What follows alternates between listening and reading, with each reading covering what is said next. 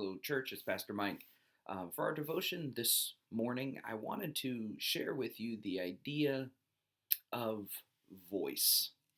We use our voices in our lives and in the world often to make ourselves known. We speak up, we speak out. We're encouraged to raise your voice, make yourself heard, make your voice, your attitude, your opinion known in the world.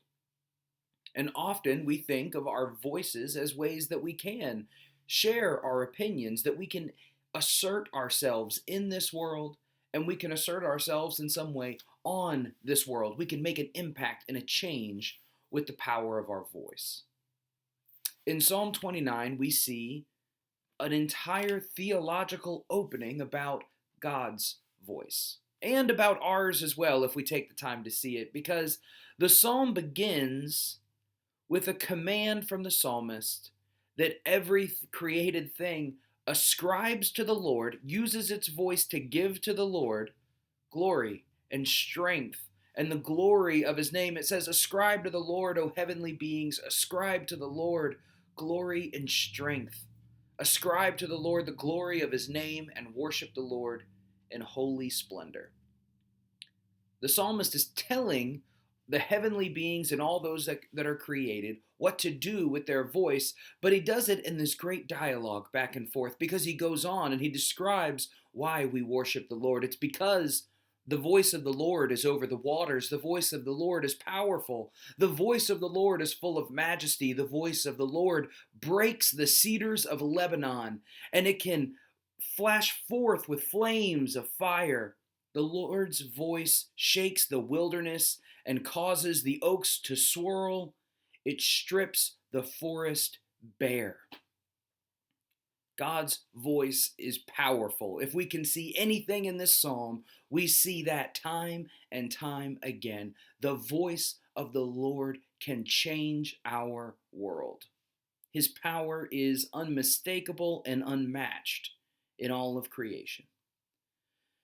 And then the psalmist says that we should then turn and say glory. That all those who see the voice of the Lord doing all of this miraculous work, this powerful work, our only response can be to worship God. And if we leave it there, then we are worshiping power itself. Look at what God can do. He's the strongest one in the room, the strongest in all of creation. So let's give our voice to him and get behind him because he's so strong. But as this psalm ends, listen to the heart of God revealed in his voice, because though God's voice can be used to shake and break the cedars of Lebanon, and it can flash forth with flames of fire, and it can do all of these things, the psalm ends, may the Lord give strength to his people, and may the Lord bless his people with peace. God's voice, powerful though it is used to bring peace and harmony to his people.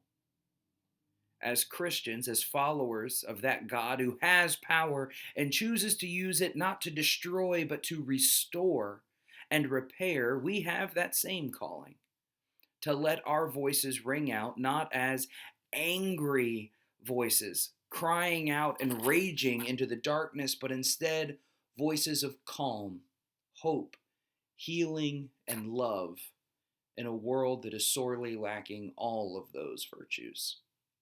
So may your voice today be a voice of hope and light in the darkness.